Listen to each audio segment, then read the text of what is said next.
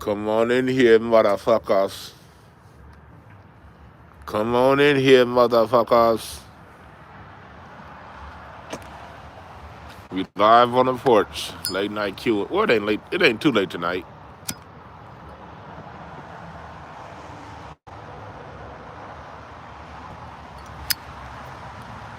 Always roll the tip of your blunts or joints, whatever you smoke. That way, it ensures an even burn every time.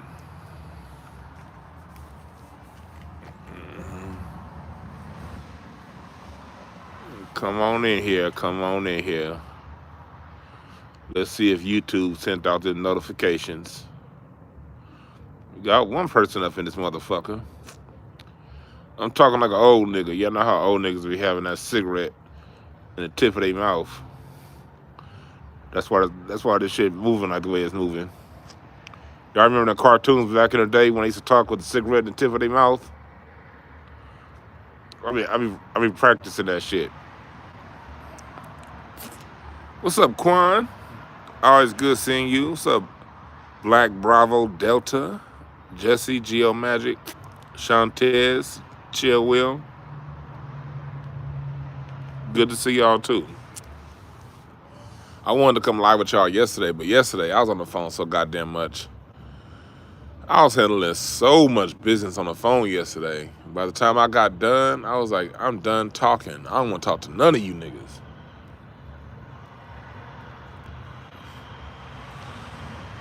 Yeah.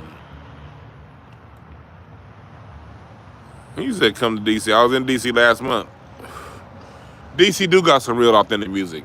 You know, if you're talking about the Blackbirds, Donald Byrd, that more chill side of DC music, that's some real shit. If you're talking about go-go, get the fuck out my face.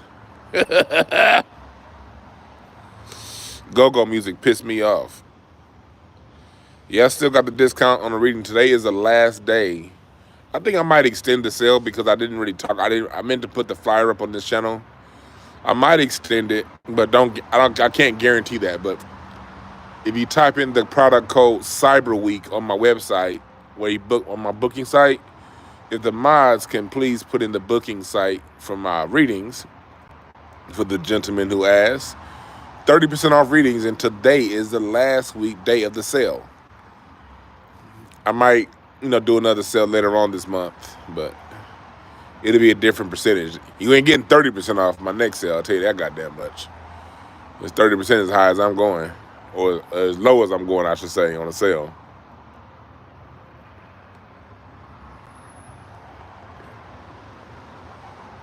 Yeah.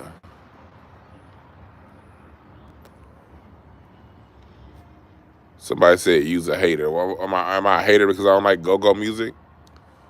So if somebody prefers green apples over red apples, does that mean they hate red apples? They're a hater of red apples? No, just not my preference. It doesn't mean I'm a hater because I don't like go-go. Go-go is too fast and it's too loud. I don't like music without dynamics. If you ask me why I don't like go-go, I could have given you a solid reason and based those reasons on my preferences. But you said, no, you're just a hater. Those are the kind of discussions I don't like. It's okay to disagree with somebody and that person you disagree with not be a hater. It could just be that's just my preference and the other side is your preference. You know what I mean? What's up, Melanated Brown? Darnell in this motherfucker.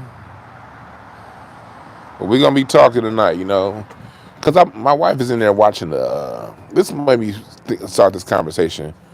Me and the wife earlier, we was watching Home Alone 2. I haven't seen Home Alone 2 since the 90s. That movie's fucking great, dog. Like usually if I rewatch Home Alone, I watch Home Alone 1. I haven't seen Home Alone 2 since the 90s.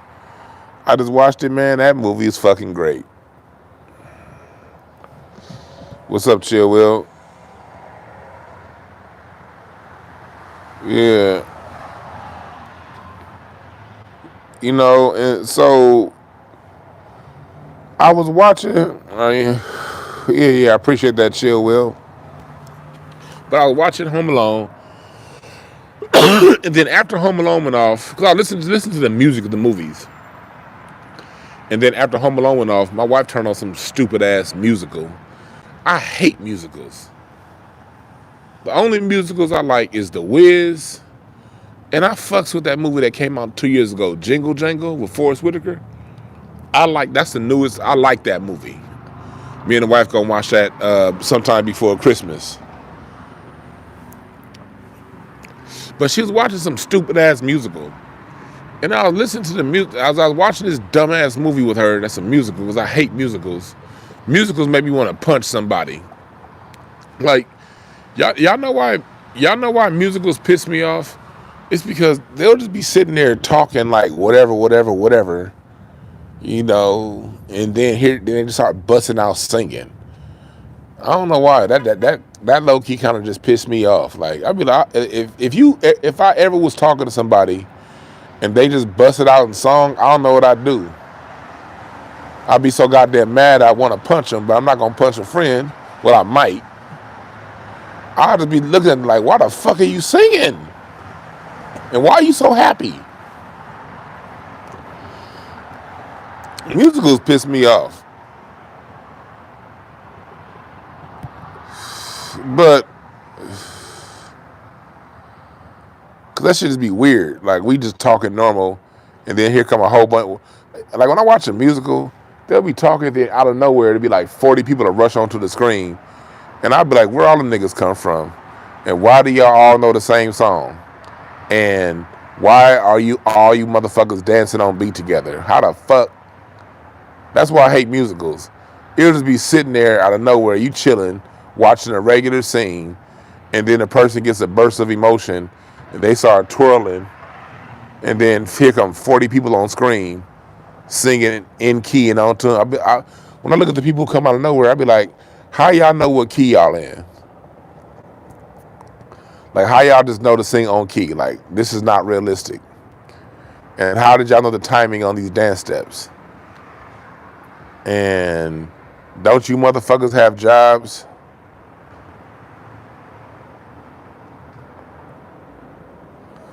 Those be the questions I ask when I watch musicals. I be like, nigga, and why you niggas new to twirl? Like, who told y'all to twirl on 3?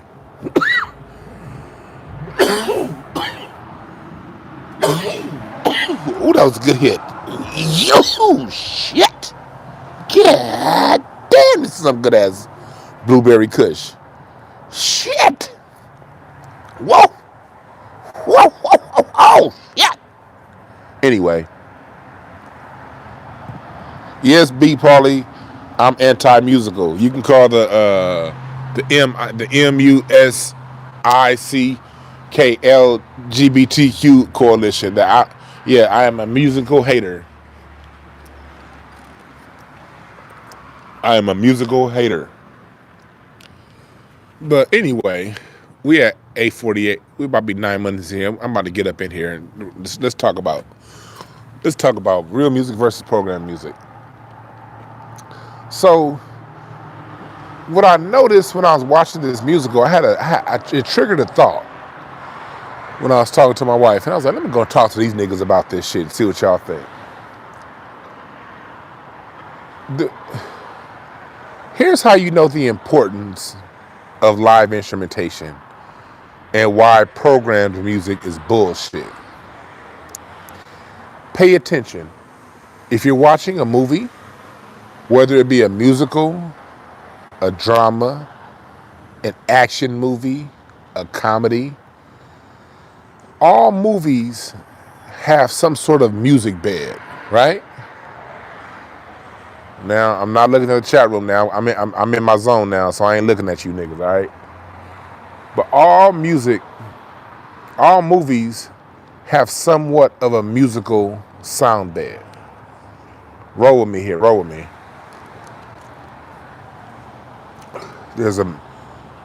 And In that musical sound bed, if you notice, you only hear live musicians. In movies, you can have a movie, you can have, in life, you can have music and no movie. But you can't have a movie with no music. Doesn't work. You can have a movie with little to no words, but you can't have a movie without music. Let's go deep here. Let's think about this. I'm not saying they're going to be outright songs. Sometimes the music is just the music mimics and reflects the mood of the scene. This goes true even when you're watching. This goes true also for horror films. The horror film, when it's time for Jason or Freddy or whatever your favorite horror film guy is of your choice, whenever they're ready to kill someone, there's a musical sound bed. Whenever there's an anticipation to a major scene or any scene in a movie, there is a musical sound bed. And when they're using this musical sound bed, they're not, when it's time for the Halloween or whoever to kill somebody. I saw news Halloween last month. Whenever it's time for them to kill someone, they don't have someone playing a string arrangement on a keyboard. No, that's a full orchestral arrangement that was written as a sound bed to go underneath that scene. Whenever there's a moment of anticipation or a moment of jubilee in a movie, there's always music, and that music is always live. You ever ask yourself, why is the music in movies live, but the music in music programmed?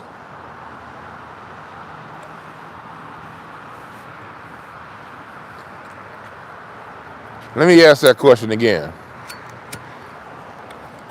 My shit went out.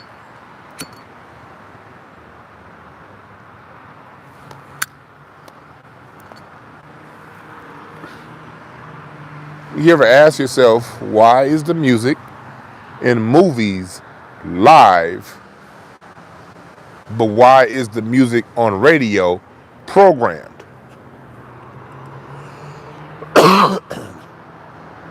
If live orchestration wasn't important to the message in the music, then why don't they do it in movies?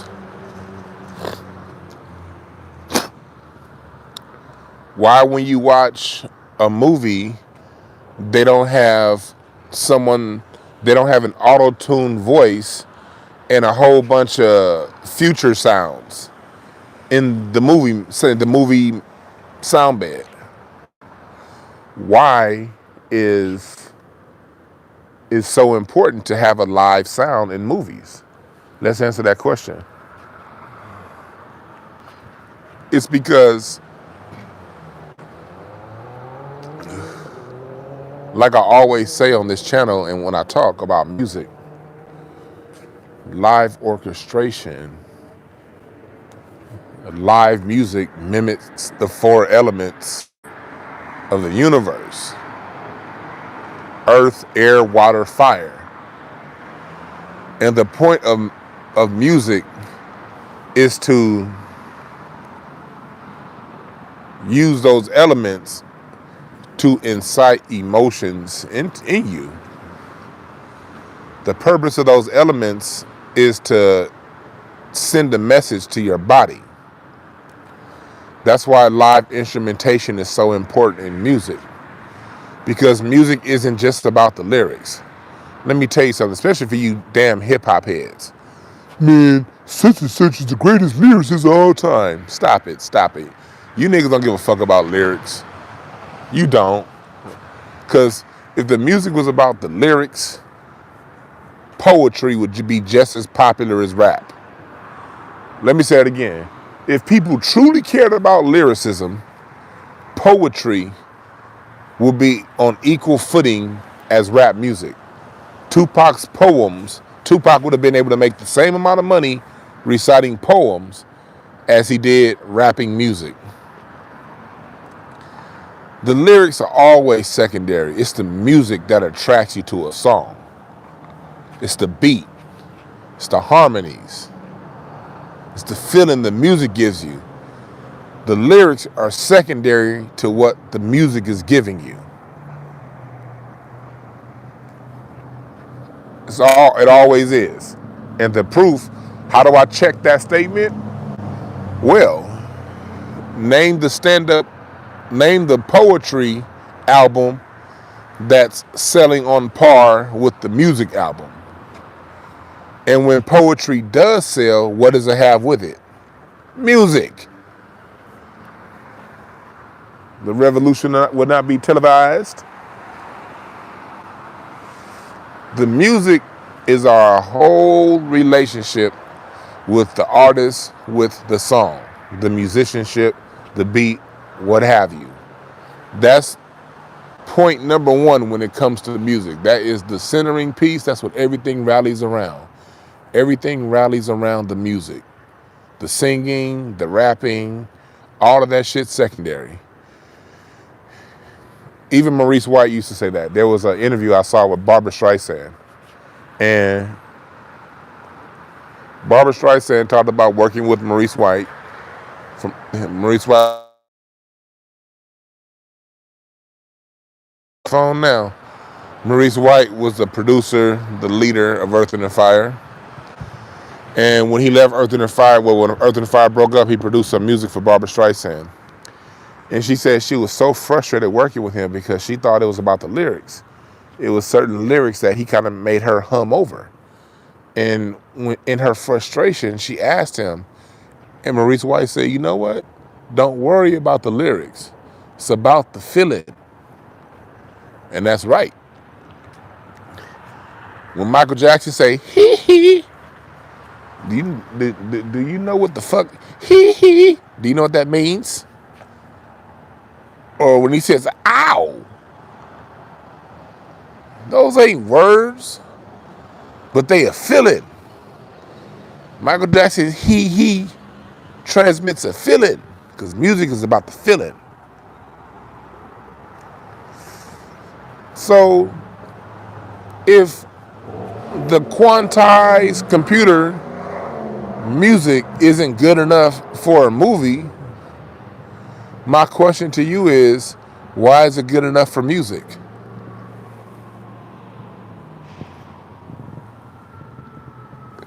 That's a real question as we look at Jupiter back there. Hey, y'all know me, I love my planets. Y'all see Jupiter? Where my weed at? Y'all see Jupiter right there? Oh yeah. So we got to ask ourselves these questions and, really talk about this when it comes to the music. If sitting at a computer and quantizing a song was doing what's necessary, what if it was bringing out the elements that are necessary to transmit a feeling with music, why can't we do that and do it in movies? Because I'm gonna tell you why. If you quantize a beat, a string arrangement, and put it in a horror scene in a movie, nobody's going to get scared. It's just going to be a sound. If when it's time for the criminal, or when it's time for the criminal to get in the shootout or the fight scene, if the fight scene of a movie had a quantized horn arrangement and motherfucking beat, you would be looking at that fight scene like, get this whack shit out of here. Because you won't feel it. You'll hear it. It may even sound good. It may sound great. But you won't feel it.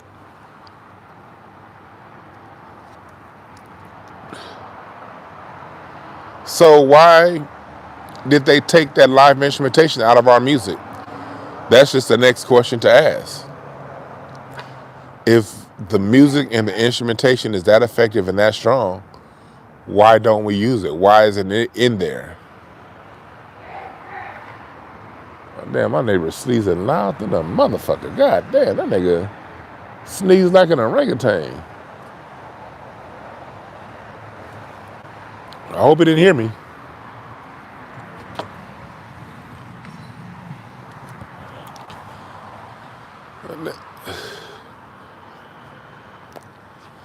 So these are questions that we have to ask. You know what I mean?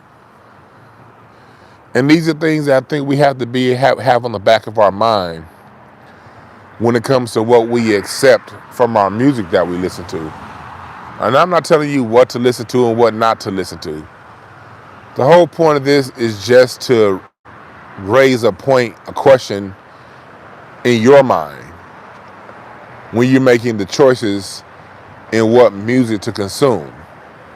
Are you getting filled with the necessary components and energies that music is created to fill?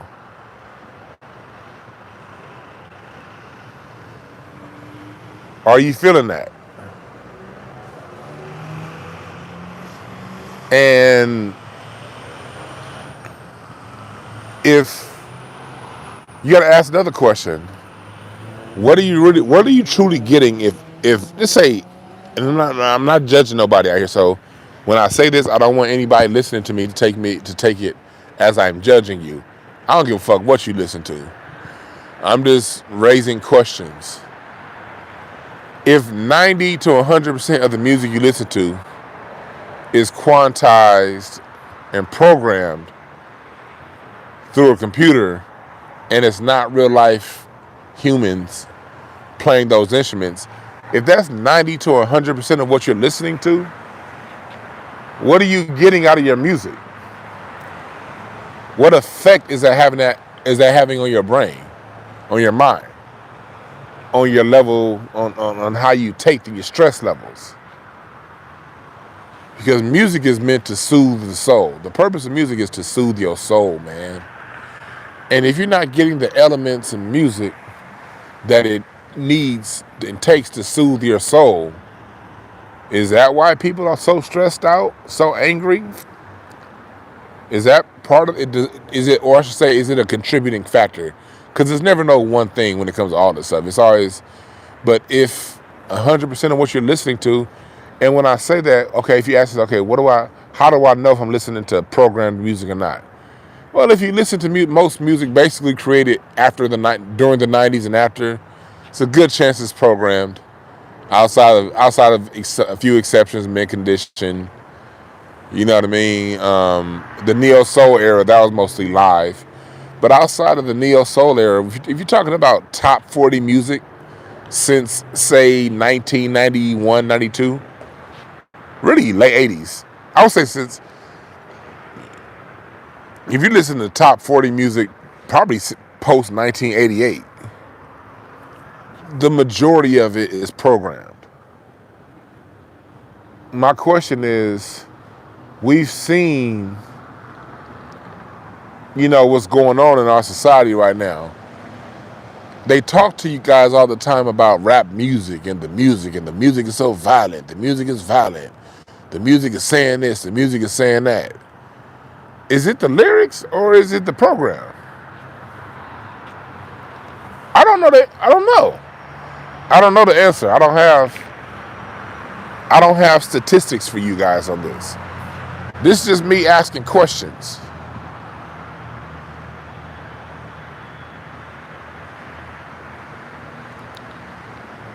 Now I'm gonna look at the chat room. Well, I'm gonna see what y'all think in the chat room. I ain't been looking, but I'm gonna see what y'all think.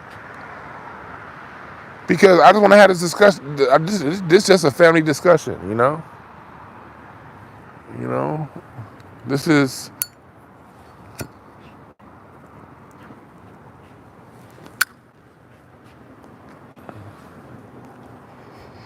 This is a family discussion. because I would just, again, I don't have the answers. I was just watching a couple movies today, and this just popped in my mind about an hour ago.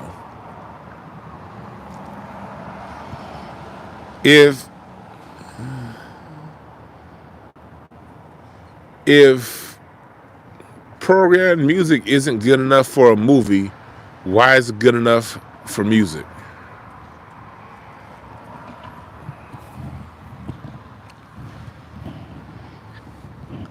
Huh?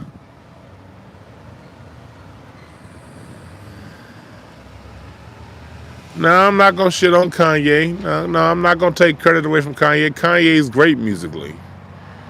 I appreciate Kanye musically, even though I haven't listened to, even though outside of a few songs here and there, I haven't really fucked with a lot of what Kanye's done over the last 12 years. But I'm not gonna take it away. One thing I appreciate about Kanye is he explores boundaries. He's had styles that I don't like when that whole era he was doing in the early 2000s. That say you wanna be, do you wanna be, say you wanna be. I want some Luther Vandross, something. That song, I hate that song. I forgot the name of that song. That whole era when he was like taking like loops and samples and spitting them up and making the shit sound like chipmunks. I was in my early 20s that era. I hated that era of Kanye. I hated that style of Kanye. But turn on some Last Call or We Major, nigga, or that song he did with 213, Another Summer, when he took that Eddie Kendricks he took that Eddie Kendricks beat and sped it up a little bit. I like his work with Common. Common's Like Water for Chocolate album, to me, is one of the greatest albums ever put together. I love Common's Like Water for Chocolate. A lot of that was Kanye. Common's B album. B was Kanye. Man, I ain't gonna take away from Kanye just because he's talking about some damn Nazis or whatever. I ain't gonna lie. And 808s and Heartbreaks, I didn't really like it. I didn't like Yeezus. I didn't really like it. Life of Pablo, I liked it. Donda, I liked it. One thing I appreciate about Kanye is he's always exploring, and I'm keenly aware when I'm dealing with an artist that's always exploring, they gonna go into areas that I really don't like. But that's fine, you know? But when Kanye gets into that quantized, overly programmed, overly using his left hand, those dark, I don't really like that.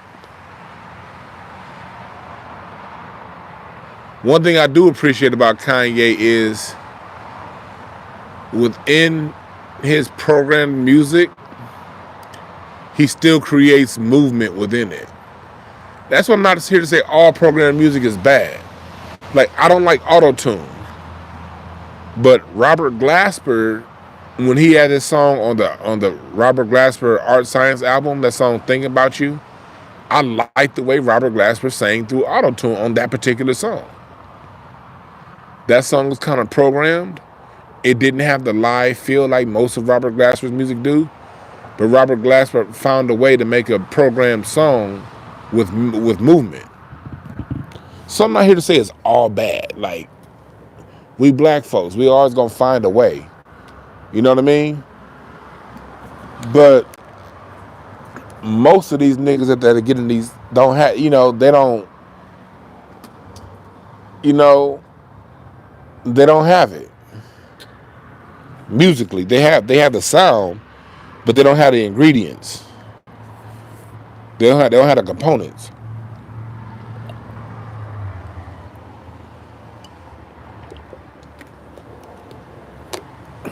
Dilla was sick.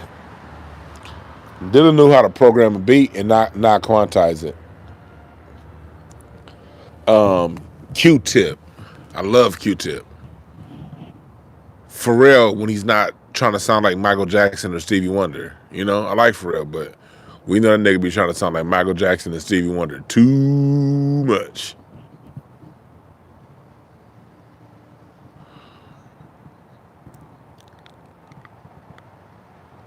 So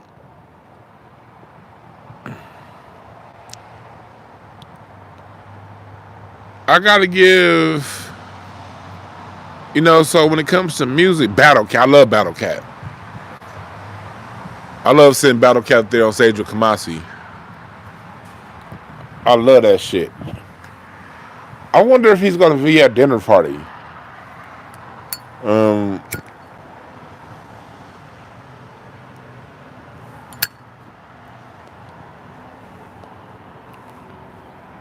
On next Thursday, Robert Glasper is performing here in LA. Him, Kamasi, and Terrace Martin with dinner party. Usually when those three get together, it's gonna be some surprise guest appearances. That's it, Hannibal. Dilla didn't use technology as a clutch. I think that's Hannibal Blackman. That's a great way of putting it. Thank you for that. Thank you for that comment. I'm glad I looked down because that's a good way of putting it. There's nothing really wrong with the technology, but are you using the technology as a crutch? And is that all you're doing? See, I was also earlier today, I was watching Warren Campbell had a unsung, I think it was unsung. My wife was watching. I kind of came in halfway through it. Warren Campbell from the nigga that produced a lot of Kanye music and Mary and Warren Campbell on the keys right now. He produced a lot of music I don't like, but like that song by Mario, I hated that song because that was one of those songs. The early 2000s was that era that just really killed R&B. R&B just really went to die in the early 2000s. It started dying in the 90s. They started killing it off in the 80s. But the 90s is when it was on R&B was on life support in the 90s. And outside of the neo soul artists, mainstream R&B in the 2000s, that's when it got killed off. And a lot of it was because of that movement, that musically, that early 2000s R&B just was trying to sound like hip-hop. It didn't have no kind of movement to it. And it's not like the music that Warren Campbell put together was bad. It was still great music. It was just the ingredients were bad, in my opinion. And also just emotionally, the ingredients were bad. You know what I mean? It's like, and what I mean by ingredients, when you're cooking, I'm hella good on that grill. When you cooking food, your best food is gonna come when you have live ingredients that are fresh, that you chopped up and put into whatever you mixing. When you start putting in the dried version of dried garlic instead of fresh, it's better when you freshly mince your garlic versus getting the minced garlic cloves that are in the little McCormick and Smith can. You know what I mean? It's better when you have a fucking real life steak versus a McDonald's, I don't know, whatever the fuck is in that meat burger. You dig what I'm saying? Or like, for those of you who work on cars, you know the difference between those parts. When they were made in America, you can get a bolt, and that bolt will last 100 years. You can use that same, you can take something off, use that same bolt on something else. You know the difference between those bolts, those rotors on your car when they were the ones that are built here in America, and the ones that was outsourced to China. China makes some of the most lack of quality, sorriest shit ever. You know the difference for you niggas that work on cars between parts made in China and old school parts made here in the good old US of A. You know the difference. Y'all remember when we was kids, for the men out there, when we was kids, if you 40 and up, your Tonka trucks was metal. We had metal Tonka trucks, nigga. I be getting my Tonka truck and pushing them hoes into the side of the wall, like run, run, run, dropping them motherfuckers. Them same damn metal Tonka trucks lasted my whole goddamn childhood versus these current plastic Tonka trucks. It's different. It's different.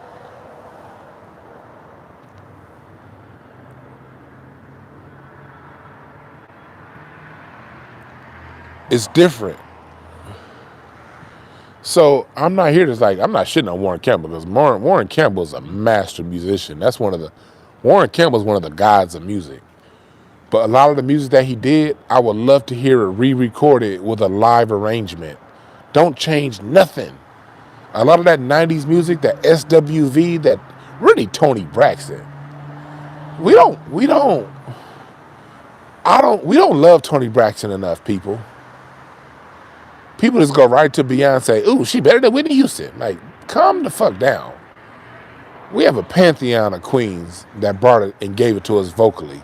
And Toni Braxton is up there in the class musically.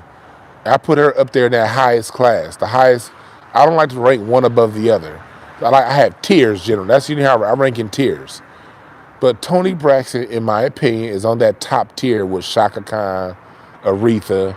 I put Erykah Badu, Jill Scott, Gladys Knight, Stephanie Mills. Those are just that top tier of ladies who brought it. And LaFace, Babyface, and the production was good. The musically, because I was listening to that song, Love Should Have Brought You Home last night. There was a live component. I think that it sounded like it could have maybe had a live drummer on it.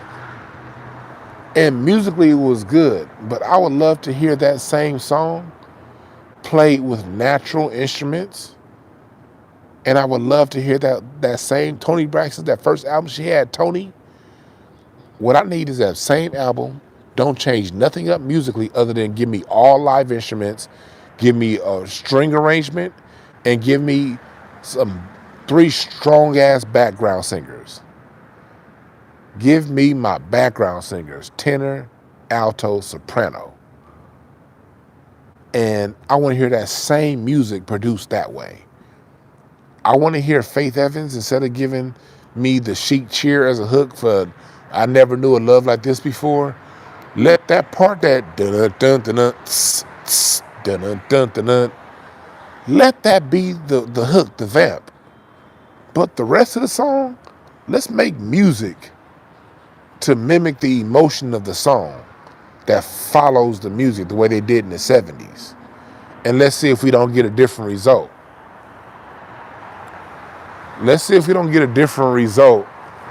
Fantasia. We missed out on Fantasia. Fantasia, that not non-spelling woman, man, Fantasia can emote a song. Don't want me, then don't talk to me. They try to give Fantasia that lollipop-ass music that was quantized and programmed. But when you hear her on a song like Free Yourself, when it's a live band, doom, doom, doom.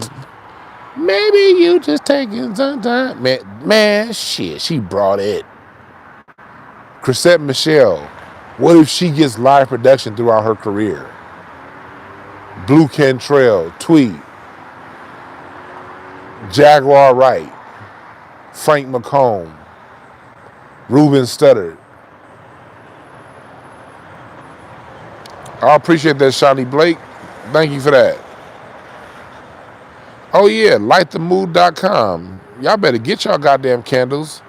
We Smoke 22 for 40% off. And hey, Quan, do you have Rashad's content? Because Rashad Givens, he's the person that he does jingles. He did a jingle over my intro song. I played it on my last one. And when I'm on my computer again doing my next show, I'll play it for you guys again. I don't have his contact up here. I appreciate that, Shani. So I'm saying this. I keep preaching this because it's important that this seeps into the mind of our young musicians coming up, our 14-year-olds. You got to put your 7-year-olds back into some music, black people. We need to treat music the way hood niggas named the Brickishaw treat football.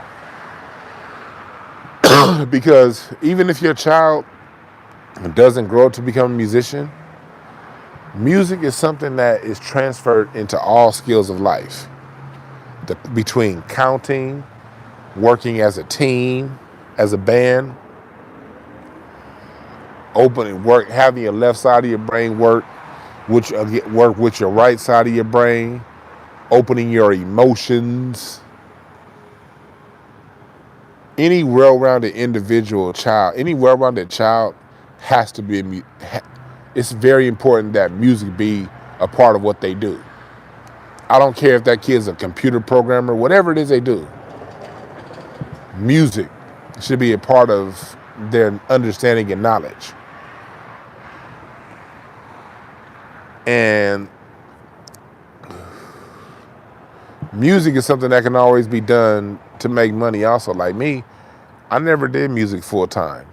But anytime I want, I've always been able to go play the drums at a church and pick up some cash or with a band real quick. A quick little night gig on a weekend. I sell my live drum sample packs. They're at swagsample.com right now. I got my sample packs up right now on swagsample.com. You'll see Dwan B's soul beats. But music is something that carries over into all other areas of your life. It teaches you how to work cooperatively. It teaches children how to work cooperatively. Did I pronounce that right? Cooperatively? Did I pronounce that right? If I didn't, I'm sorry. Cooperatively. It teaches them how to work together. You know?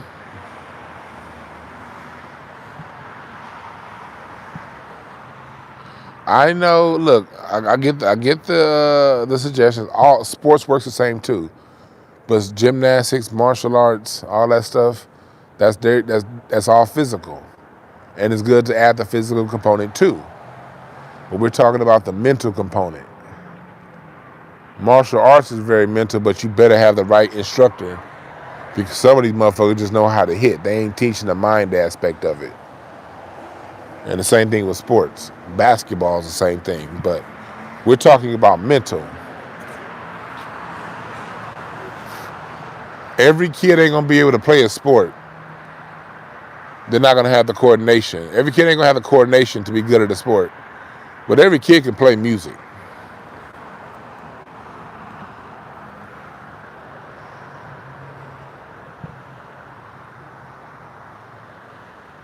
Yeah, it's like, yeah, they don't. Look, the kids, let me tell you something. Oftentimes the kids won't be interested. Put them in it anyway. Sometimes you have to direct them. You know what I mean? And when they turn 18, whatever, when they get older and they're done with it, then let them be done with it. You know? But it's really good to put it in because, like, music is math, man. Shit. What's a quarter note? Quarter? What's up, man? I'm jealous of your chimney. Hey, do this work or no? Yeah, do. Yeah. Yeah, it's what's a half note? What's a whole note? What's a 16th note? Division. You know? Music is applied math.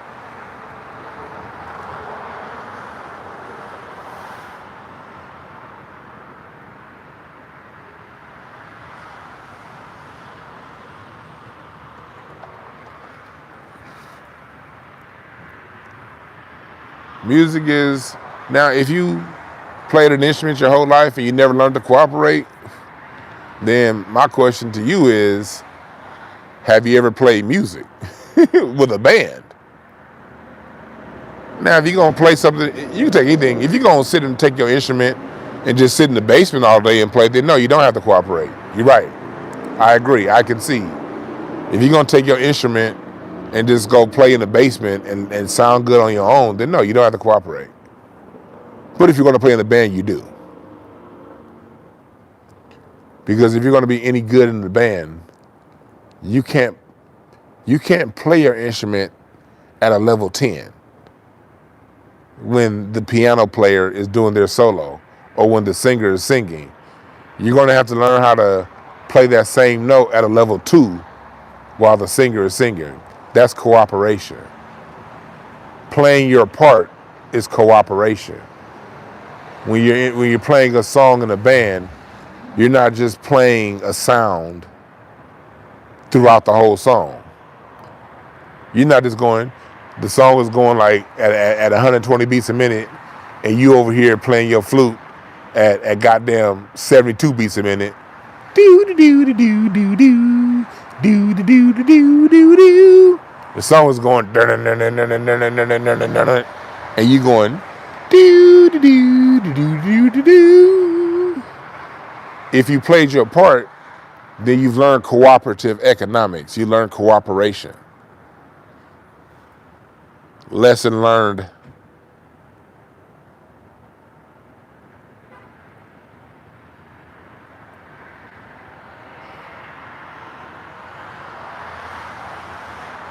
So, music opens up both sides of the brain. And that's the reason why it was taken out. Live music was taken out of schools. Live music was taken out of music. It's because it was keeping your black ass brain open and mind open.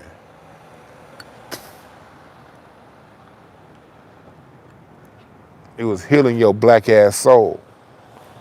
That's why it was removed. So that goes back to the original topic of discussion. Why is live music in movies but not in music? Because for a movie to work, they have to capture your emotion.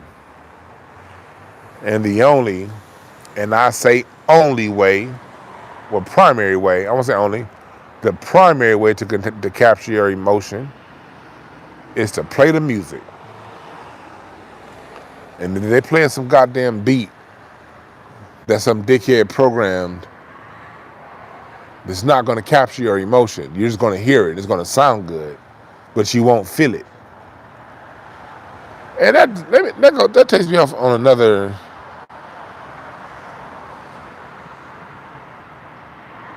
What's up, Amar? Now my PlayStation is PHUKYOU. Take the C out. My PlayStation gamer tag is PHUKYOU. Take the C out. That's my PlayStation gamer tag. Fuck you. PHUKYOU. Forgive me, guys. I created that screen name when online gaming first became a thing in my 20s. I was an asshole then. Well, I'm still kind of an asshole now, but anyway. So when I think about the programmed music and I listen to some of I remember that whole Rodney Jerkins sound and what's out now. Well, right now it's just what's in pop music is just a shell of a song. It's just a beat. But back in the 90s and the 2000s, the programmed music was still somewhat musical in the 90s and the 2000s. I would just want to go back and hear that same music done live and see the effect and see the difference in effect it would have on the people. See, because in music, you need all the elements. You need crescendos. You need breaks. You need decrescendos. You need retards. You need drags. You know what I mean? I love when a song has a retard in it. You need songs to modulate up a half step, a whole step, down a half step. You need music that starts in C and ends up in A. It goes through D, it goes through G, and it resolves somewhere at B, back at A. You need that again, like, because that's when the music communicates a message to you. It was funny too because I was laughing because Lionel invited my father-in-law to Lionel Richie got inducted into the Rock and Roll Hall of Fame. Yet another artist my father-in-law produced music for that made it to the Rock and Roll Hall of Fame. Why James Carmichael isn't in the Rock and Roll Hall of Fame, I don't know. James Anthony Carmichael should have been in the Rock and Roll Hall of Fame 20 years ago. But yet another artist he worked with and cultivated from day one made it to the Rock and Roll Hall of Fame. And Lionel asked him to go, and he said no. He's like, dude, just like the same thing when he won his Grammys 40 years ago. That man does not go get his accolades. He don't give a fuck about no accolade.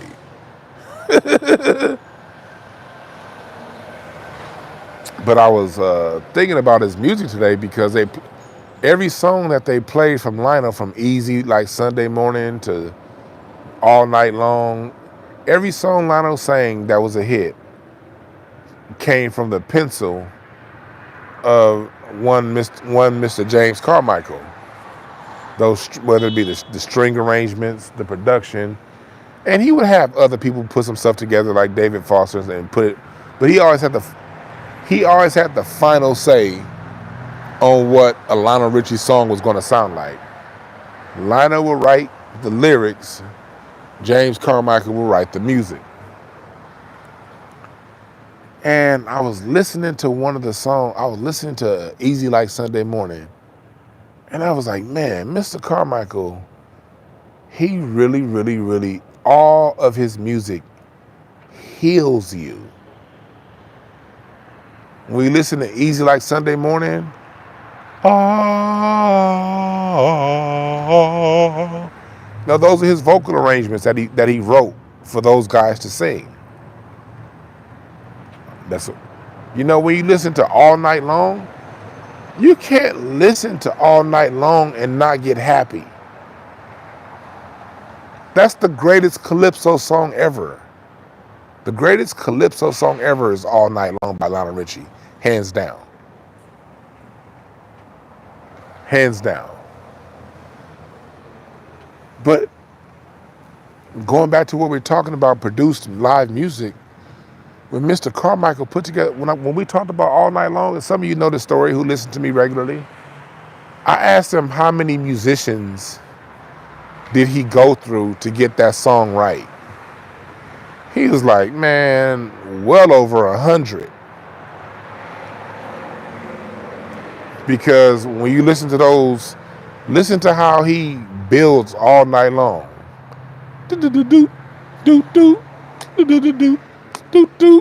And then that's the first bar. It's just a drum. And then on the second bar, the bass come in. Down, doom, doom. The drum machine is still going. Then here come the bass. And then on the third bar, here comes the percussion and the sounds of like nature. The birds are singing. And then on the fourth bar, the next layer comes. Now here comes Lionel's voice. And he's down. And then they keep every bar before that is continuing to play in rhythm. But every bar, a new layer gets added to the sound. And then the guitar comes in. And then here come the strings. And that string arrangement, when he put that string arrangement together, you got to realize these are orchestras. Orchestras can sometimes have upwards of 60 people in an orchestra, depending on the sound you're pulling off. You know what I mean? And back then, when you produce a song, you get a bass player to come in, But that bass player's sound ain't the right feeling. It's like, yeah, they playing the notes. And that's nothing about live music. The feeling got to be right. When a producer like him, he wrote the bass line out. Every bass player coming through is playing the same notes. But every bass player ain't got the feeling for the song. It don't mean that they're a bad bass player. It don't mean that that bass player ain't got feeling. It just means the feeling that that particular bass player or horn player or drummer, they don't have the feeling for the song. Each individual musician, they have to have the right feeling to communicate the message. He told me it took him over 4 months to finish All Night Long. That's the kind of care that went into the music. So if you put some headphones on and drink some wine or some liquor, or whatever it is that you into, meditate or smoke, whatever it is you do, or if you're just a sober person, that's fine too. Whatever you do to tune out. But play All Night Long and see if you don't feel way better when that song is over. The way that song builds and builds and builds and builds and takes off explodes like a volcano. When you get to the bridge,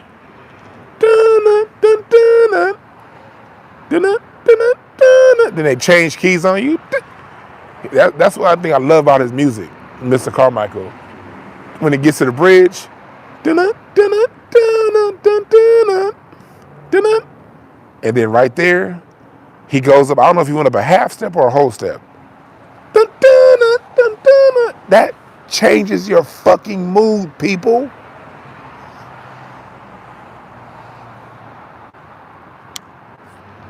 That's way different.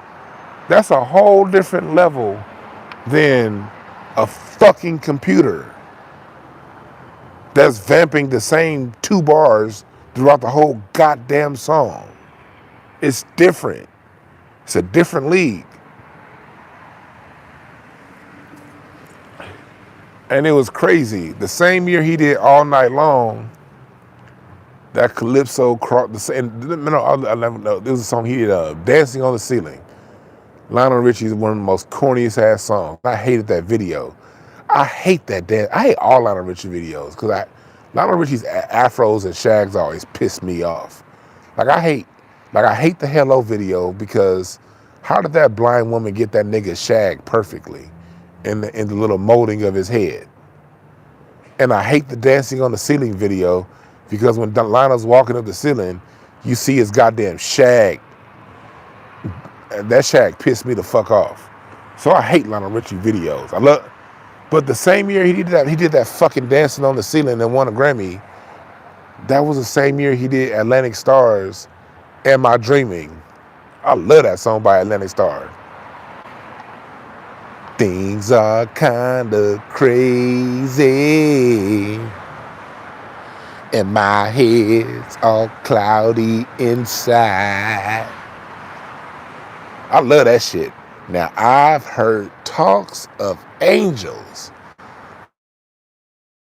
but never thought I'd have one to call mine. That's some lyrics right there. Mr. Carmichael didn't write the lyrics, but that music bed underneath.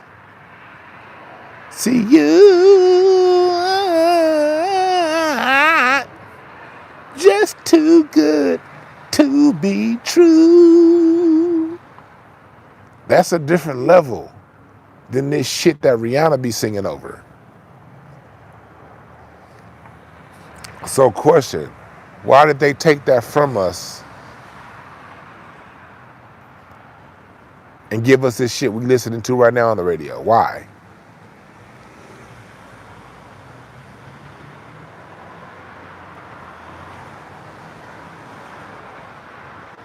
Oh yeah, Sin For Me, that's my shit.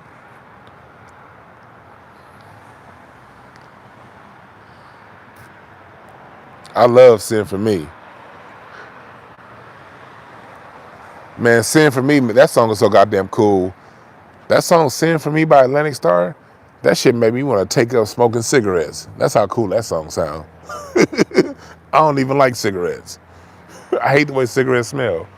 But every time I hear "Send for Me," man, shit, I feel like smoking a cigarette and putting on a leather jacket. That's how cool I feel. Just a telephone call away. And I be laughing, like, I be clowning my wife. Cause my wife, she told me a story. She told me and Larry, she got mad at my wife. Me and Larry was clowning her one day. This is years ago. Cause when Larry was over the house,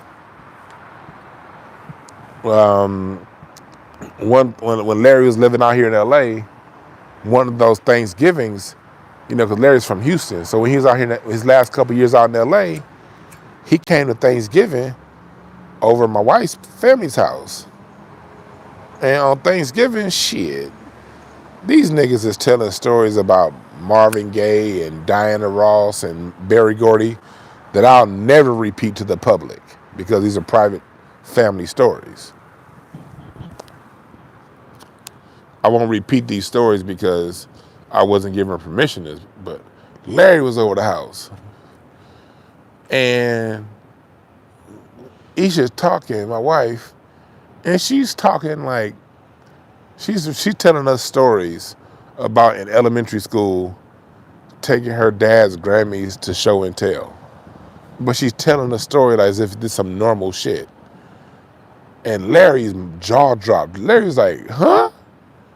Hold on. Did you give her like a fake Grammy to take to the school? She was like, no. Here it is right here. It was a Grammy for dancing on the ceiling. And my wife used to like, and she didn't know. She said the teacher looked at her like, huh? And like, let me hold it. Because my wife is holding the Grammy because she don't know no better. So when she's a child, this is having a Grammy in the house is just like, she thinking everybody's daddy got a Grammy. I'll be like, I was like, hold on. You took a Grammy to show and tell in the first grade and your daddy let you take it? And I looked at him and I was like, you let a first grader take a Grammy to school. He was looking at like, I didn't give a fuck.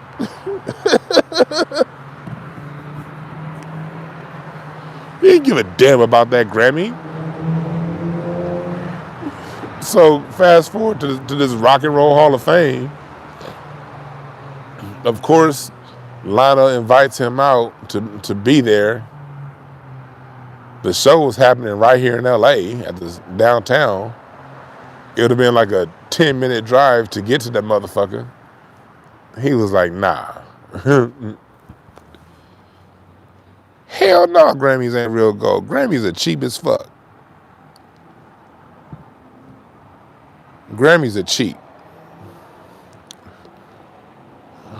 I think I'm gonna go over there to kick it tomorrow. When I go over there tomorrow, I'm gonna take a picture of the Grammy for y'all. I'm gonna take a picture of it and put it up on my IG or something like that.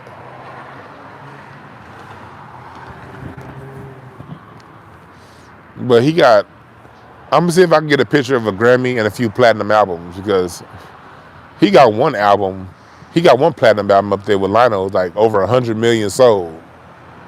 If I can get a picture of that, I'll get that and post it to y'all. That one album that he got that has like over 100 million sold.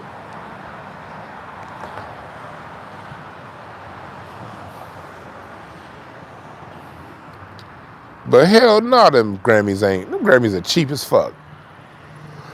I heard they're better now. I heard the Grammys are better quality now.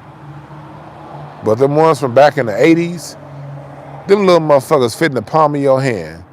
Grammys feel like that shit. Remember, y'all ever play them games in the grocery store where you have like the little claw and it has like a teddy bear, it has like a whole bunch of toys and you use like the little machine to grab to grab the toy with the claw, and most of the time you don't get it when you grab the shit right, it don't pick it up. But then when you do get one picked up and you find it look good behind that little case in the grocery store, but when that shit drop down a bin and some cheap bullshit, that's a Grammy. That's a Grammy. But it's the care Mr. Carmichael put into his music. I told y'all Nas sample on Nas's newest album, he sampled one of his Commodore's hits. But one of my favorite songs that he put together was High on Sunshine by the Commodores. When you listen to a song like High on Sunshine, man, you can't help but feel good. Listen to his composition, I'll Be There by Michael Jackson. I'll be there. Nigga, the music gives you the feeling that I'll be there. That song is 50 years old. I'll Be There by Michael Jackson. That song wouldn't still be relevant if a computer programmed it. That would have been a hot song for 1972, and people would have forgot about that song by 1973, 74, if it was programmed. The reason why that song has lasted 50 fucking years is because of the live musicianship.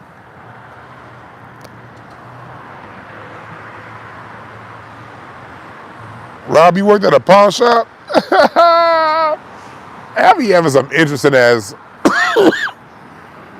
One day I'm gonna do a show where y'all just call in and I think the next time I do a show on my computer, I'm just gonna have y'all call in and tell me shit about y'all life. Cause you niggas be interesting. This nigga Rob worked at a pawn shop. Rob Trimble, hey nigga, did you carry a pistol on you behind that counter? Hey. Rob Trimble was like Bo Diddley in Trading Places. Y'all remember that scene in Trading Places with Bo Diddley? Rob Trimble was like, in Philadelphia, it's worth $50. One of the funny Trading Places was funny like in every scene. But one of my favorite scenes was when Bo Diddley had to count the money to Winthorpe. Bo Diddley gave Winthorpe that old black man look. Hey, if you have a grandfather that you people listening to me, y'all know that black man or that generation. Whenever you ask them for money, them old black men always had a wad of money, but they wouldn't give you shit. People like to talk about old black men being destitute and broke. Shit. Them old black men, them niggas will have $1,000 in their top pocket full of 20s. And then you be like, granddaddy, the ice cream truck is here. And he'd be like, did you go to work today? Wait. No, he wouldn't say work. Did you wait for it? He wasn't giving you shit. But whenever old folks did give you money, it would be just the same way Bo Diddley did it in Trading Places.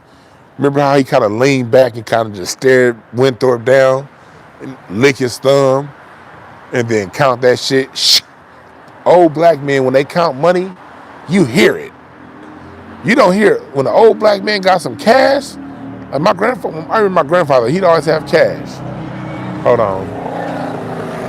Old nigga on the Harley.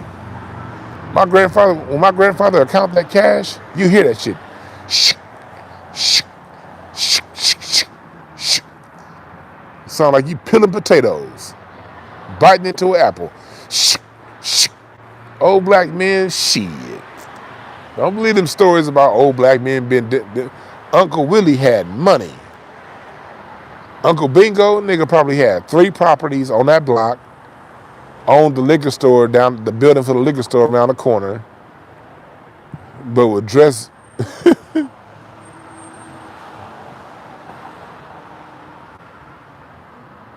Quan said them old working hands counting.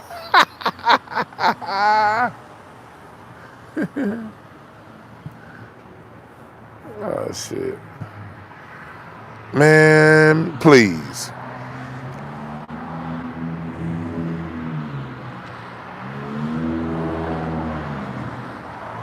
Please, man. Old black men. Old black men had money, boy. But that scene where Bo Diddley gives Winthrop that look, that's just how old black men look when they finally got to give you some bread. They're going to stare at your ass for a second, then lick their thumb and count that shit slow. Shh, shh, shh, shh. And that's Rob Trimble. When Rob Trimble worked at the pawn shop, that was that nigga. Whenever somebody would come in with something he wanted and he'd give him money for it, he'd stare that nigga down, lick his thumb, and be like, here, nigga. I ain't fucking with you, Rob. I'm not gonna get on your bad side. You worked at a pawn shop. I'm never gonna get on the bad side of any nigga that worked at a pawn shop. Because even if you do fuck them over, pawn shop niggas know how to find you. You nigga work at a pawn shop, y'all some skip tracing ass niggas. You fuck over a pawn shop nigga, he'll be at your front door in about 6 hours. Get that nigga 6 hours. He gonna know where you stay. He gonna know where your grandmama stay. I ain't fucking with you, Rob. What's up, American Negro?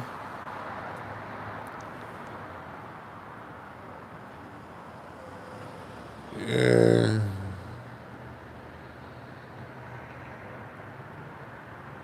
Yeah.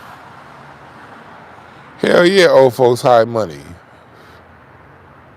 He said he had 245s under the counter. That's right. I knew it. Nigga, I knew it. I ain't fucking with you pawn shop niggas.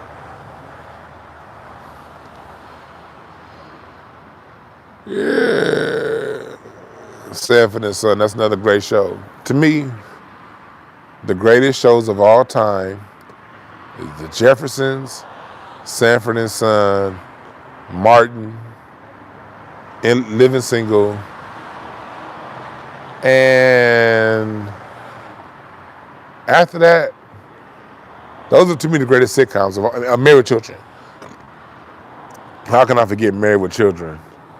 And the greatest two sitcoms of all time to me is Martin and Living and Married with Children. Those are the two shows that I still can watch all day, every day. Married with Children and Martin. Al used to be killing. One of my favorite episodes of Married with Children, for those of you who love, I've seen every episode of Married with Children at least 15, 20 times. I still record Married with Children on my DVR today. And the only reason why I stopped recording Martin is because Martin is on HBO Max right now, so I don't need to keep recording it because it's on HBO Max. But Married with Children, it was an episode where all the fat women put Al Bundy on trial. Y'all remember that? And they was ripping up his coupons. And they put him on trial for crimes against obesity. And it was like a replay episode where they replay all the different times Al was clowning them fat women. And it was this one part, it was one episode where this fat chick came and he was putting shoes on her. Al said something and she said, "I can't believe you say that to my face." And then Al said, "Well, I would have said it behind your back, but my car only has a half a tank of gas."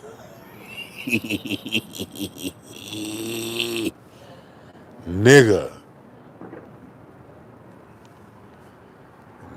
Al, Married with Children, specifically the years Jefferson Darcy was there. I liked it in the 80s with Tom. I liked those episodes too, but every episode of Married with Children between 1992 and 1996, well, really 95, between 91 and 95, every episode of Married with Children between 1991 and 1995, every episode hit. Especially 92, 93, 94, 95, those 4 seasons, man, if you see an episode of Married with Children and it says recorded in 1992, 93, 94, 95, sit back and watch that shit.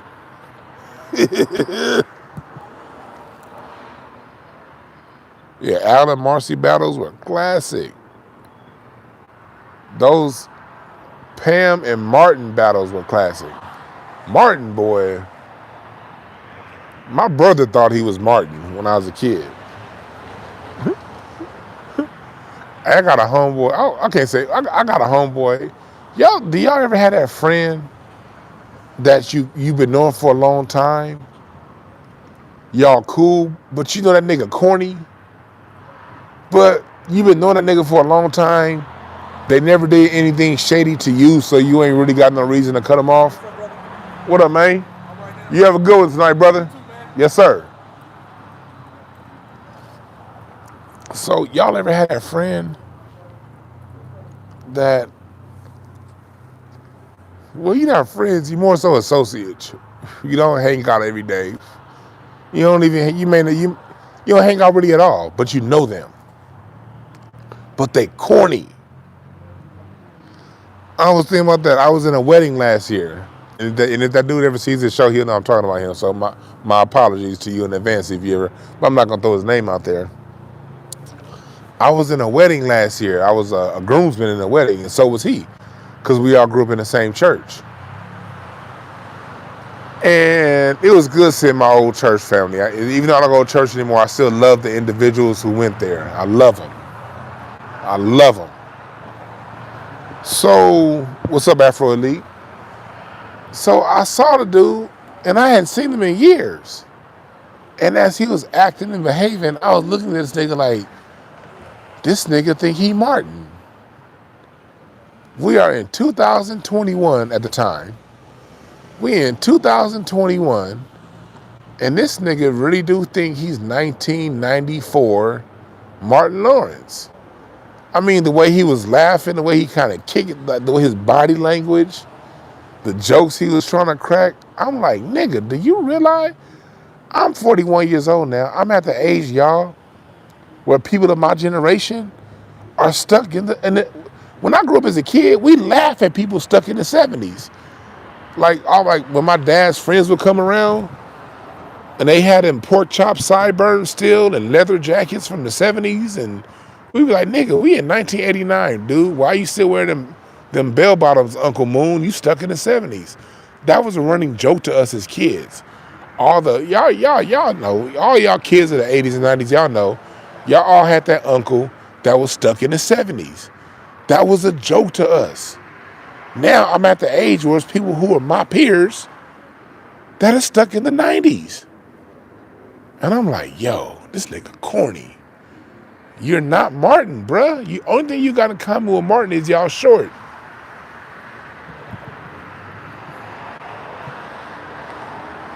And I'm like, man. And I got love for the dude. So, chat room, how should I approach that? Should I just not say nothing? Or the next time I see him, because I'm going to see him again. We know too many people in common. So I'm going to see him again. And it'll be probably soon. Should I pull him to the side? Wait. That's the same goddamn motorcycle going the opposite direction. Nigga, go home. Nigga, you just passed by here 5 minutes ago. You ain't got shit to do, nigga. Goddamn. All that nigga doing is going up and down the boulevard making noise pollution. They ain't going nowhere. Anyway, should I pull this dude to the side and be like, hey, bruh, it's not 1994. You ain't Martin. Just be yourself. Or should I just let it ride? What y'all say, chat room? One, should I tell this nigga, press number one, if I should tell this nigga he ain't Martin Lawrence in 1994. Even the real Martin Lawrence don't act like that no more. Or number two, let it ride, leave it alone.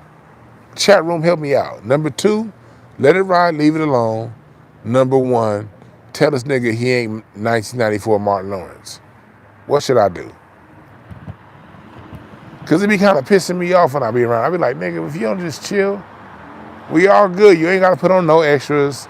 We all good. Like, you know, we all good. Rob Trimble said, roast him.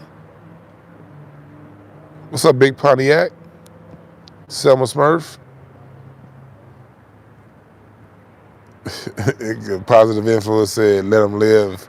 Jason said, let him live. Let them be. Quan, okay. Quan said let them be. All right.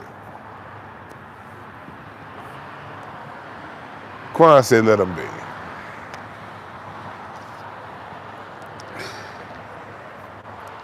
Hey, let me quick segue, and moderators, get me back on track when I finish this quick little segue.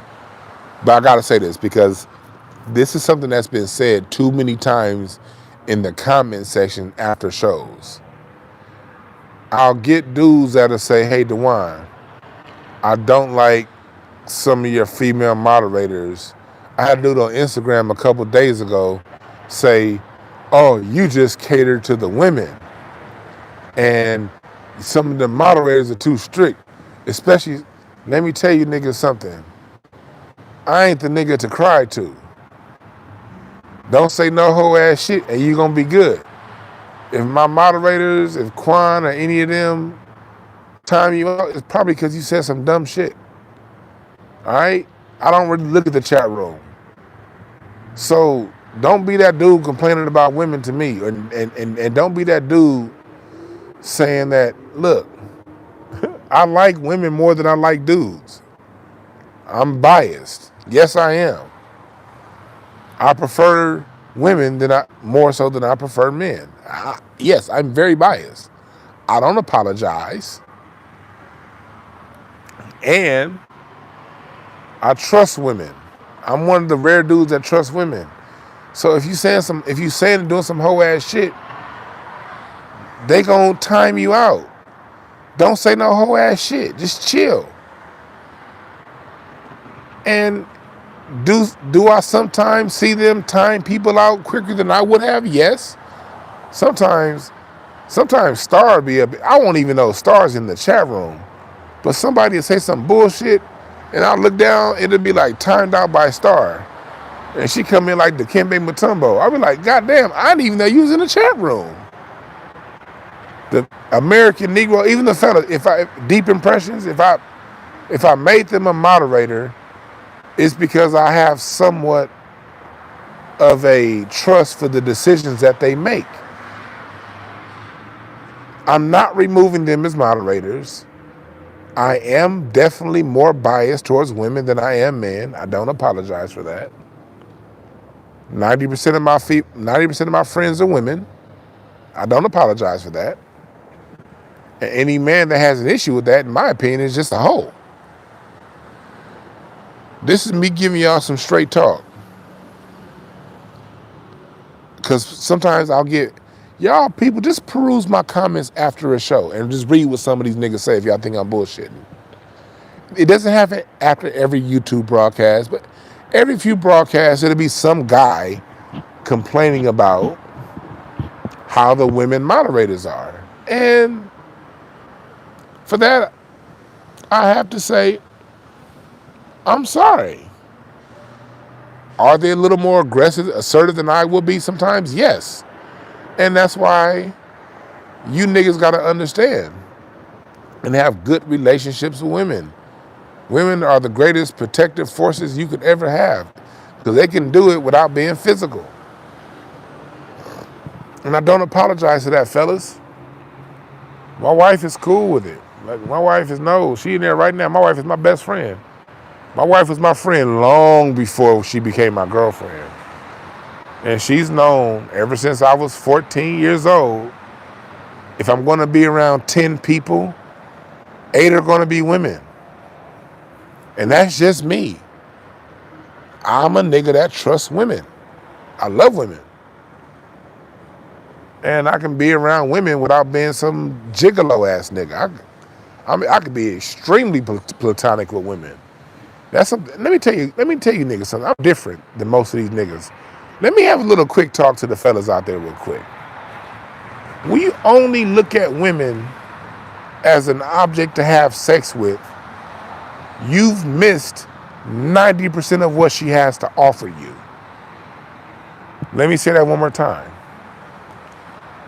If your only dynamic with women is an object to have sex with, you've missed 90% of what she has to offer you. Men got to rethink this thing when it comes to, because it's not to say that all men, we all bad. No, we have been poisoned by society. The same way women have been poisoned by society to think they could be some fucking woman king. Let me tell you, I've given this warning before. Any women watching, don't watch them fucking propaganda Wakanda woman king films and thinking you can touch a dude. He'll knock your ass out. And I don't believe in violence. Just women's power lies in other areas that do not deal with hand-to-hand combat. A woman's far too sophisticated to deal in hand-to-hand combat. Her combat is on a much higher level. And as a man, when you allow yourself to be around the company of women and let them be women, you're going to learn things on a level that you couldn't have learned without them being around that. Women are when I do cardology, I'm a king of clubs. I'm a teacher. I'm the card of the master teacher. But the queen of clubs, that's the mother of teaching. She can teach in a way, in a motherly way, that's not going to just be, it's not going to give you a conceptual knowledge of what's going on. It's going to give you an embodied, applied knowledge of what's going on. So if you understand how to be in the presence of women and tap into their majesty, they have offerings that they have to give society and to give you as a man that can make you a much better man that has far more and much more greatness than anything physical. The physical contact with women is the smallest of what they have to offer. I promise you, fellas, the physicality of a woman, that's the least of what she has to give you. And that shit feels so goddamn good. But if you understand that's the least of what she has to offer, you be in good shape, bruh.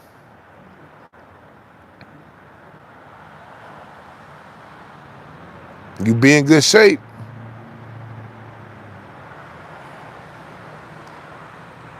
Women are the greatest protective forces. See, a woman, like I have a counsel of women that I talk to. Like, women, they can see shit. Like, they can see people. Like my wife,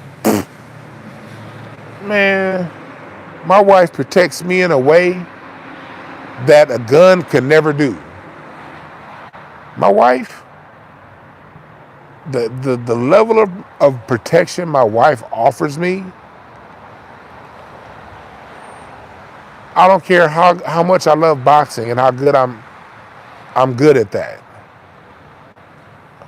I love spar. I don't spar with it. I love hitting that heavy bag and boxing style training. As good as I can shoot my guns, man, nigga, the protection my wife offers me, nigga, the protection my wife offers me is a level of protection I'll never need to reach for my gun. Because I'll be done remove myself from that situation long before I never ever needed that gun. That's something that dudes got to really, really, really focus on tapping into, because society has split us up so well. Society has done such a good job, especially over the last 60 years, of splitting the man from the woman. And now we're at the point to where we only see each other as objects. Women only see men as some tool for resources. Men only see women as an object for bodily exchange. We've gotten so low.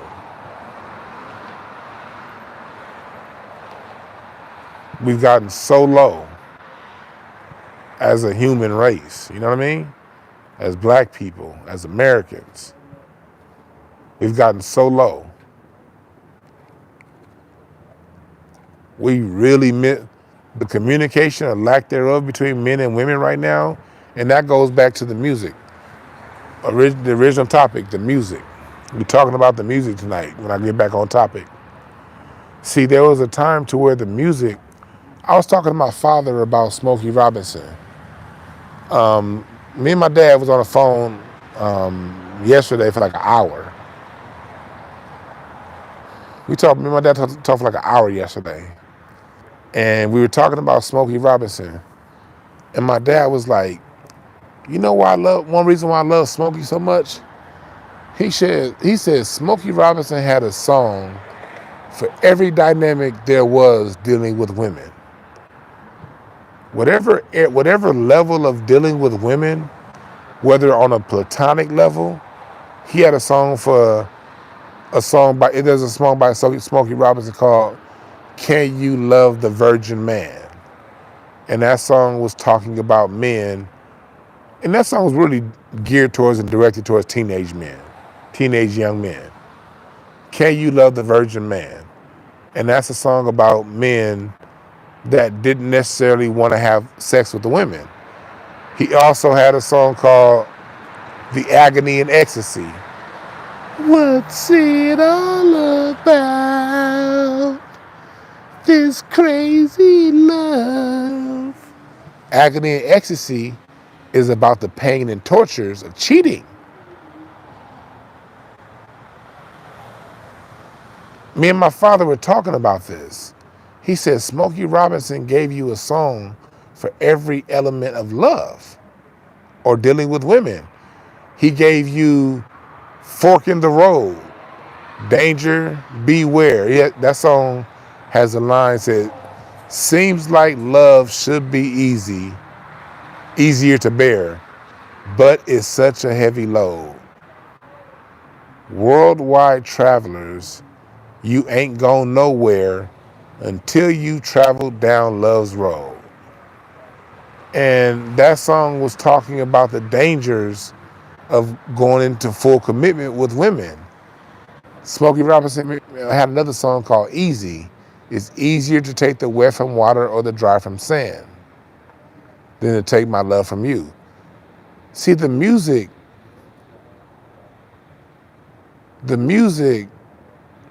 put these ideas in the minds of the people, and it allowed men to understand that women are not just sexual objects. There's more there's more that a woman has to offer you than sex.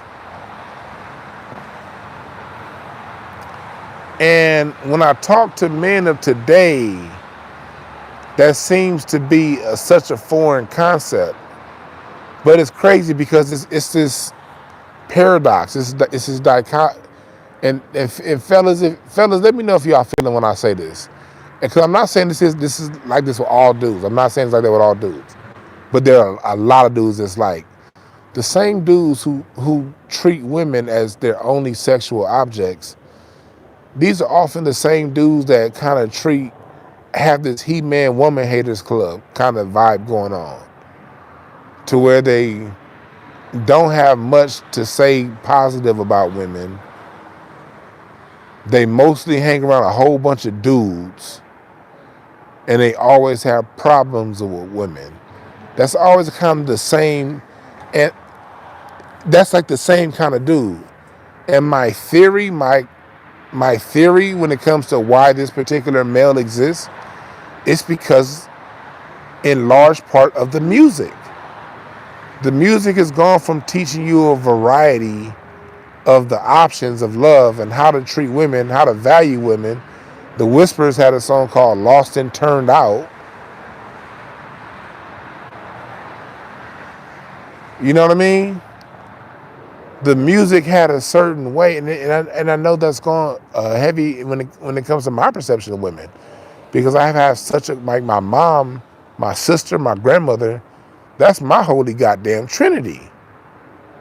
My mom, my sister, and grandmother. So because I have such a great relationship with them, that set the tone for the relationship that I have with all women.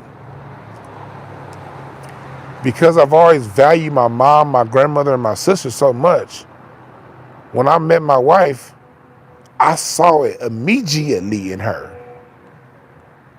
Immediately. And my dad always told me something. My dad would always say, don't fuck around, son. When you meet the woman that you want, you take care of her. My dad always taught me that. But I was able to see that, and there's no disrespect to other women. Everybody's living their own vibration, living through their own time. This isn't to say one person is better than the other, one person has it more together than the other. What I am saying is this. You can, as a man, you can understand what it is when you really spend a lot of time around women and you get the vibration of who they are in totality. When the one that you feel can work best with you comes around, it's a little bit easier to identify her. When you're comfortable in the presence of women without trying to have to fuck them all. You don't want to be that guy, because it's usually the guy that's in the presence of women that gotta fuck them all. Those are usually the ones that get fucked up the most. Like my father always taught me, a whiskey flask and a woman's ass will make a monkey out of you every time. Be careful with who you deal with. And there was a time the music taught you these lessons. The music doesn't teach these lessons anymore. And not only would they teach them lessons with the lyrics, they would teach it musically with the sound that supported the lyrics.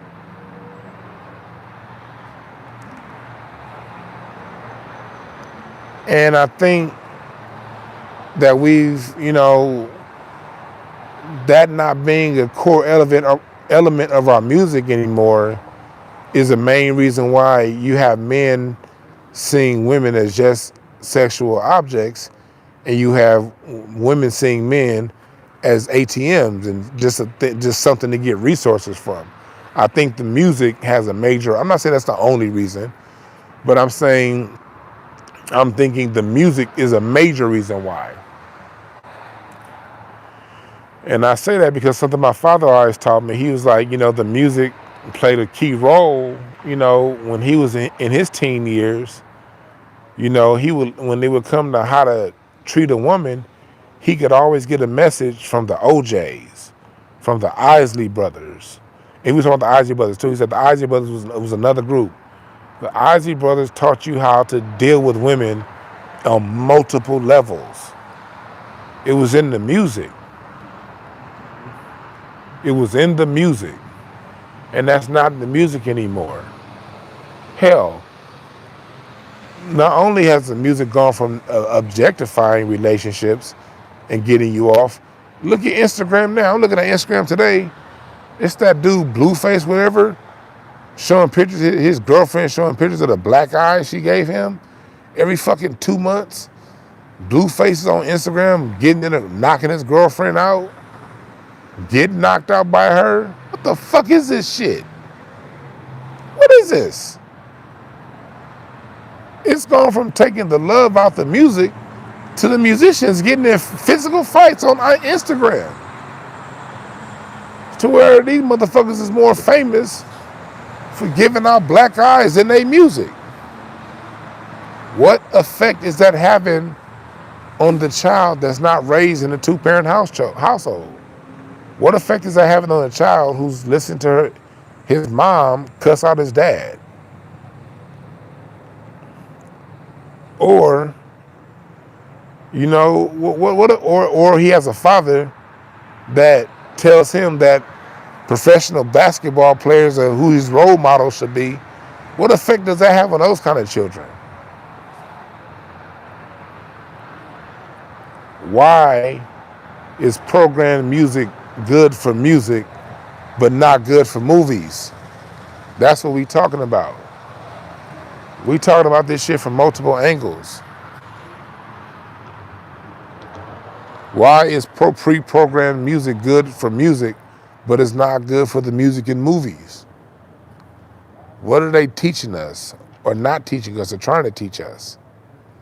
Is the dynamic between men and women so thrown off because the vibration of the music so thrown off? Is that a contributing factor? Beyonce spent the early part of her career telling you that, hey, being a bad bitch by yourself is good. Then she went off and got married on your ass.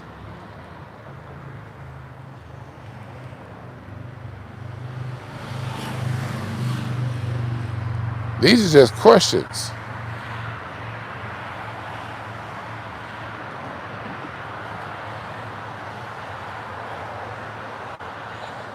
These are just questions. What up, Bruce? I ain't been looking at the chat room. So I just want to make that, because I just went down a thought tangent. Like, fellas, like, we gotta, like, I'm just throwing these things out there, fellas. Our dynamics with women has to change. Well, because where it is right now ain't good. I'm just throwing out offering suggestions. I ain't saying I have all the answers. I ain't saying I know it all. I'm just offering suggestions because our dynamic with women right now is off. A man should be able to be around a woman and deal with her on a level to where he's not trying to go physical with everyone. Of course, you're going to go, especially if you're single, have as much sex as you want, be as single as you want. But you should always have a council of women that you have that's not the dynamic. Because they have a certain angle at seeing things, especially if you're single. See, I'm lucky. You niggas are single. I'm married, so I got the oracle inside over here. My wife is the goddamn oracle. I don't be listening 2/3 of the time, but she's still the oracle. So, but when I was single, I would always have a few women that I would go and have counsel with because, man, they be seeing shit, bruh, in ways that we niggas can't see. And hell yeah, we ain't gonna listen most of the time. We men. Fuck it. Part of being a man is getting your head fucked up and learning that way. But at least we gonna have the option of having a different point of view get thrown our way. And we can't say we didn't know when it happens. So even when you don't listen to her and you get knocked up on the side of your head, that lesson's gonna stick in. Cause you're gonna be like, damn, if I had listened, I wouldn't have got here. But now that I got whopped upside my head, I'm definitely gonna listen now. That's what you get. And I know I sound different because most people out here, they saying, man, these hoes ain't for nothing but whoopty-wham, whoopty-wham. And that's what you hear from 90% of the men. But even though that's what 90% of the men are saying, my question is, what's the end result? Look at our dynamics. Our dynamics between men and women right now, just flat out telling the truth, they suck. The dynamics between men and women right now sucks. I got grown-ass men commenting, talking about something. Man, I don't like the way the women in your chat room, that's your moderators, I don't like what they said. Man, don't come to me with that. Fellas, don't come to me. And some of the dudes that said that, I like these cats too. I'm not saying I dislike these dudes. When I see their comments in the chat room, I'm cool. Like, I'm like, man, these some, because y'all know me, 80% of the time I'm live, I'm not looking at the chat room 80 to 90% of the time. But from the comments that I peek down and see, they be saying some dope shit. So when they come to me and be like, man, she kicked me out the chat room. Man, if you don't get the... Fellas, we shouldn't be having these fucking conversations with each other. We should be talking about dumb shit like goddamn remote control cars, nigga. I'd rather talk about remote control cars with you niggas than when some goddamn woman blocked you in a goddamn YouTube chat room on. If you, I guarantee goddamn to you, if you didn't say no dumb shit, they wouldn't have blocked you.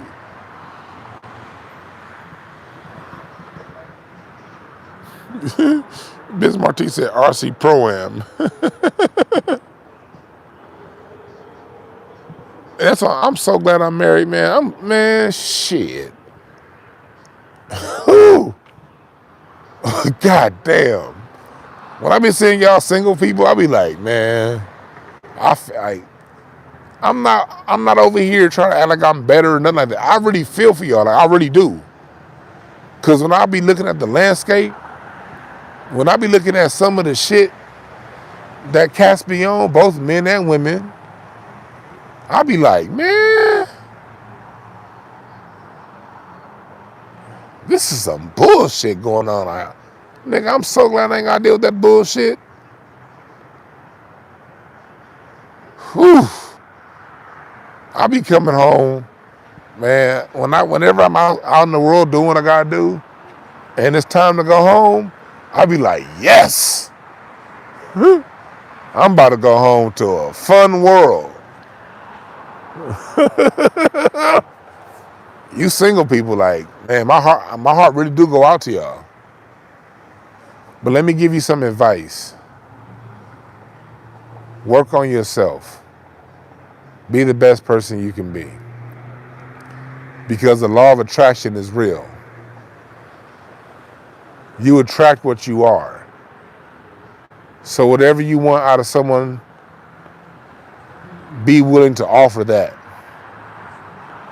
Don't be that person, because sometimes when I listen to some of these relationship podcasts, basically what you hear is a bunch of people saying, how can I be an ain't shit person and get the best person for me?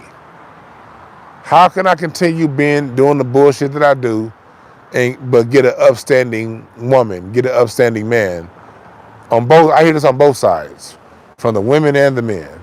How can I continue being a loudmouth chick, but get a man that wants to that can control me? Let me tell you, ladies, being a loudmouth, 99% of men ain't fucking with that. All right, you're gonna have to learn how to shut the fuck up, and I mean that in the most loving way. If you're gonna continue being a loudmouth, there are guys out there for you, but usually the kind of guys out there that are down with being with a loudmouth woman, loudmouth women, you're not going to respect his assertiveness or lack thereof. There are men out there that don't mind a loudmouth woman. They definitely exist. But the minute you get with that docile ass nigga, you ain't gonna respect him. So stop being a goddamn loudmouth if you want the kind of man that's gonna command your respect. Simple. You weird ass niggas that are socially awkward, that want to be like, how can I attract a woman? Learn how to stop goddamn being socially awkward. Women don't want to be out there in the field, in a world of all these crazy ass niggas with a dude that's socially awkward. Women don't want to be around a man that she think gonna get his ass whooped.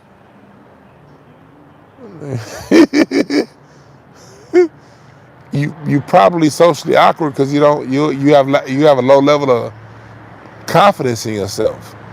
Work on yourself and get your confidence game up.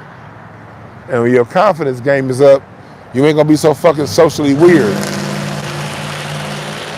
Man, if you don't get that sorry ass muffler out of here, what kind of muffler was that?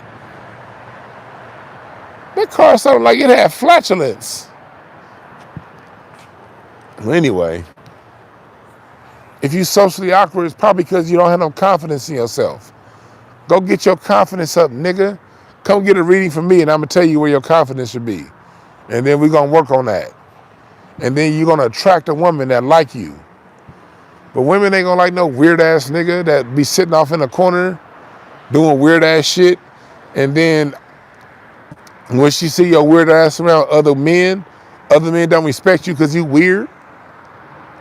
Women look at how do other men react when you come in the room. They look at all women, and man, women are all them. I swear to God, all them goddamn Dick Tracy / Sherlock Holmes. That's women, and how they be investigating niggas when they meet them. She don't want to be out in public, and then every time y'all go out in public, the dudes is looking at you like they'll beat your ass. She ain't gonna respect that. At least learn some karate, nigga. Something. Do something.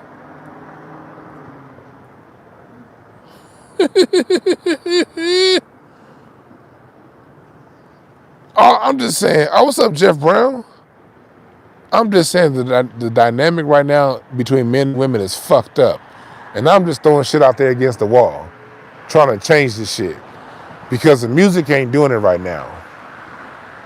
The music ain't doing it. The music ain't doing it. So I'm just trying to throw some shit against the wall. The dynamic between men and women is fucked up right now. And my theory, a lot of it has to do with the fact that men have been socialized through society to only see the value of women on one level. And vice versa with the women. The women have been socialized to see the value of men on a level of resources. When we both have way more to offer each other. This isn't a one-sided conversation. I'm speaking to the men because I am a man. I can't speak like this to the women. Like I always say, my wish is that the women speak to the women like this. It'll mean more. It'll mean more if that happens. But the dynamic between men and women is fucked up. And we got to readdress this shit. And my theory is men need to understand that women have far more to offer than what's physical. And my offering to women is men have far more to offer than you than what he has resourcefully. And what I'm saying sort of in some ways counter biology. But I don't want to come off as if I'm countering biology. It's just that I'm trying my best, I guess, to bring balance to it. Because biologically, at the end of the day, yes, men, you're going to have to bring home the bread. That's true. But at the same time, you're going to have to know that your friendships with you have friendships with the opposite sex and gain from them the other elements that they have to offer. That's what I guess I'm trying to say. And I think through that, we can create stronger relationships between men and women. We can create stronger bonds between men and women throughout society. And I think when people do morph into having relationships, they'll then grow into having stronger marriages and stronger long-term relationships between men and women. That's just my opinion. I don't fucking know it all. It's just a conclusion I'm drawing.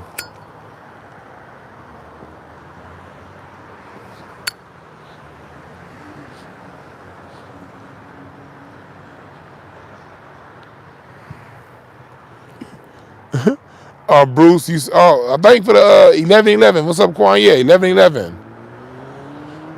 Manifest, left path, right path. Bruce said, one of our music recommendation, you still be in the striker music industry? I got some shit in the works, y'all. I ain't telling you motherfuckers a goddamn thing, no. But yeah, we about to take incense and ashtrays to another level.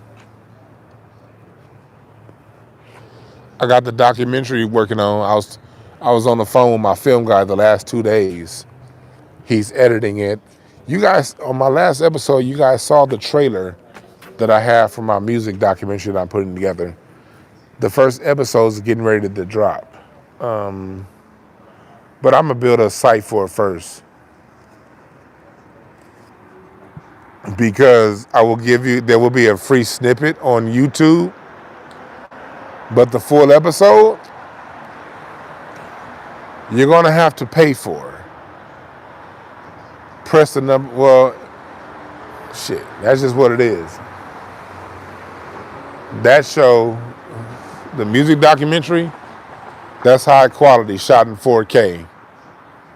That ain't no bullshit ass. That ain't no just recording a podcast. That's me using professionals. sound engineers, professional cameraman. My cameraman that I'm using for my music documentary, this guy has done major motion films. I mean major motion films. We met 12 years ago. The guy that I'm filming this, a lot of your early footage of Kendrick Lamar, Nipsey Hussle from the 2000s, he was the guy behind the camera. A lot of you, I got a real ass dude doing this.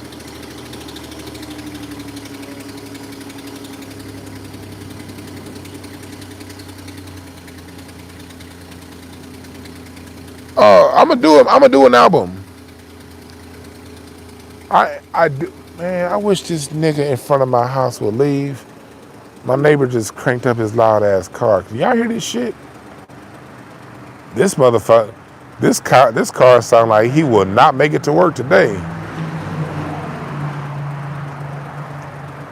I hope this brother got AAA insurance. The way this nigga car sounding, he gonna have to call them motherfuckers 2/3 of the way on the way to the job. This nigga lucky it's nighttime and it ain't no traffic. Cause if this nigga gets caught in traffic, if it was bump and go traffic, the way this car is sounding, that motherfucker gonna shut off. This nigga car sound like a go-kart. This nigga cars sound like the cars at Disneyland on the little track. This nigga car sound like a lawnmower.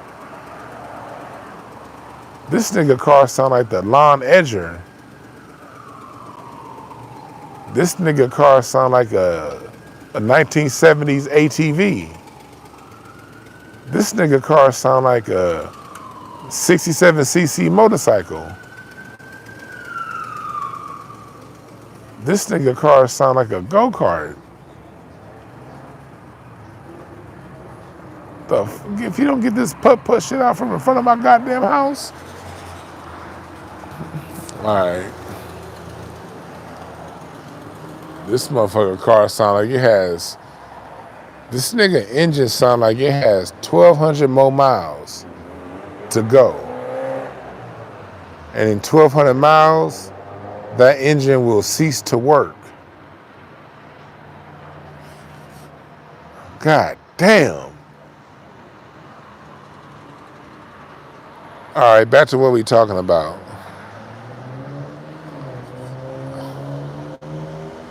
Deion Sanders leaving? Good. Make more money. Man, let me make this very clear. Fuck HBCUs. I said it. People mad at Deion Sanders for leaving the HBCU to go to Colorado. Make your money, nigga. Fuck these HBCUs. Look at what's going on in Howard. Howard done turned into goddamn Nigeria University.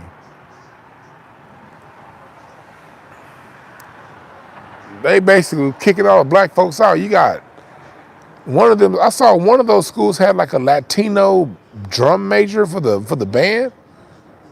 What the fuck why would a HBCU ever make a Latino a drum major for the marching band? That's our cultural shit. And what's up with these? I've always had issues. I won't say issues personally, but I've always had issues with HBCU minded ass niggas. These are questions I was saying 20 years ago. See, the rest of us that just went to regular ass college, we went to college and that shit's over with. Like that shit was like 20 years ago, 10 years ago, 15 years ago. We too busy doing what we do. Them HBCU niggas will be in their goddamn 60s talking about some Hampton, Howard, Spelman, Skiwee. Like, nigga, okay, you went to an HBCU, good. Now get to work, nigga. I went to Tuskegee. Nobody give a fuck. A degree is a motherfucking degree. If college was really teaching you about having a black goddamn mindset, they would be why do most of these motherfuckers go work for white corporations? I'd be like, God damn, fuck these HBCUs. I'm not shitting on all the HBCUs. And I'm not shitting on all people from HBCUs. I'll be like, look, what these HBCUs are doing right now, they ain't helping us out. They catering to these other people. And then when Deion Sanders went to Jackson State, you heard that coach over at Grambling, man, he ain't swag. He ain't swag. Man, he bring your conference more attention than this ever received. If you don't sit your ass down, nigga.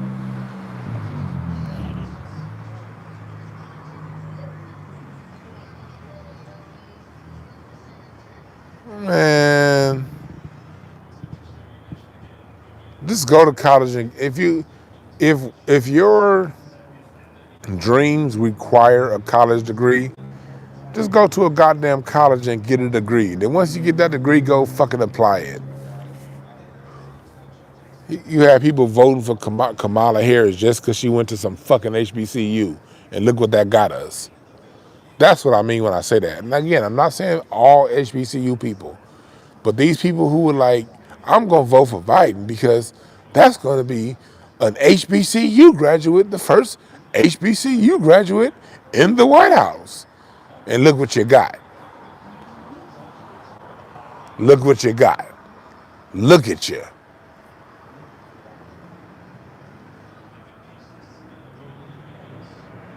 Look at you. But going back to what we were talking about when it comes to music, fellas, I think it's time that we reassess our dynamic with women. Women, I think it's time y'all reassess your dynamic with men. Learn to value one another, both, especially mentally. Learn to value one another more. And I think that'll help. And when it comes to your music, make sure you spend some time listening to music that reflect these values, okay? Make sure you spend time listening to music that reflect these values. And I'm not saying don't listen to what you like. Still would listen to whatever you listen to. I ain't preaching to you niggas. But spend some time listening to music that reflects these values, specifically music written in the 1960s and the 1970s. Though that music, the way it's put together, heals your soul. That music, the way it's put together, it heals you. You can't listen to Barry White without feeling better. You can't listen to Michael Jackson, Stevie Wonder, Earth, Wind & Fire without feeling better. Like what Parliament Funkadelic says on One Nation Under Groove, here's a chance to dance our way out of our constrictions. Have fun. But listen to the music and allow that to help you grow. And that truck sound like it got a cold. Nigga, did you warm that motherfucker up before you drove it off? God damn. All right, back to what we're talking about. And reassess our dynamic with women and men. Because at the end of the day, if the dynamic between men and women were right, we wouldn't be in the situation that we're in. No opposing group can subjugate a unified family, a unified force. They can only subjugate us as a group when there's a schism between the men and the women, and when we don't totally value each other. And every time our music is putting us on the path to valuing one another, a switch gets thrown in the deck. So don't let that shit fuck y'all up, man. Fellas, don't be complaining about women. Like if women do, and women gonna do some dumb shit that we are not gonna understand. Let me tell you, fellas, from our point of view, women do a whole bunch of stupid shit. We ain't never gonna understand. Sometimes women be doing some shit, and you be like, what the fuck is you doing? But they got a whole nother angle that we just don't understand. So it be like, all right, whatever. And I ain't saying this shit, I had to learn that shit. I used to get in many arguments trying to say some shit about it. I had to learn that. Women gonna say and do some dumb shit that we are not gonna understand. But they be having their own way of doing things, just like we do shit that they ain't gonna understand. Whatever it is, we just gotta get into a habit of loving each other and respecting each other. And loving each other and respecting each other for more than what we can offer each other physically. We have to value the totality of one another. We gotta value what one another has to offer spiritually, mentally, and emotionally.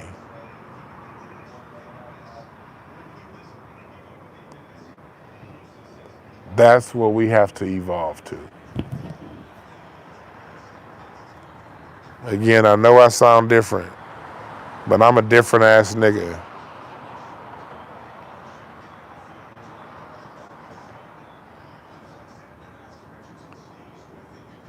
Oh, he said, incense and ashtrays save your sanity. I appreciate that. Y'all love incense and ashtrays. Well, incense and ashtrays is about to go to another level.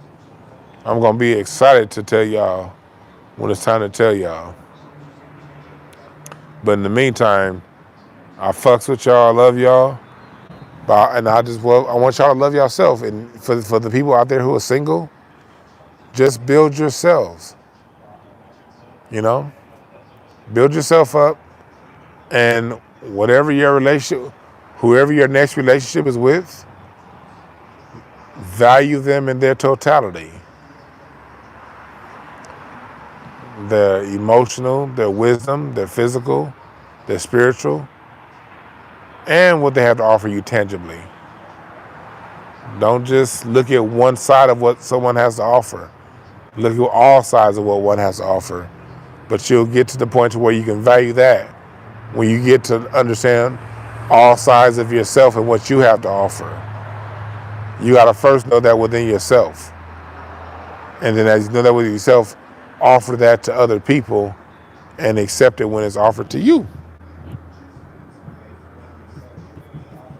And now my battery's about to die, so alright. Follow Mixcloud, follow the Spotify for Incense and Ashtrays and Hotepish. Follow the Apple Podcasts. You know, Hotepish and Incense and Ashtrays are on Apple Podcasts. Join my Discord. My Discord is at DwannB. The same thing, Instagram, Twitter, everything is at DwannB in Discord. My Discord is, I'm about to start making my announcements through Discord. And we're going to have a lot of fun through Discord. All right. And remember, there are no perfect messengers, only perfect messages for those willing to pick up the game. I'm out.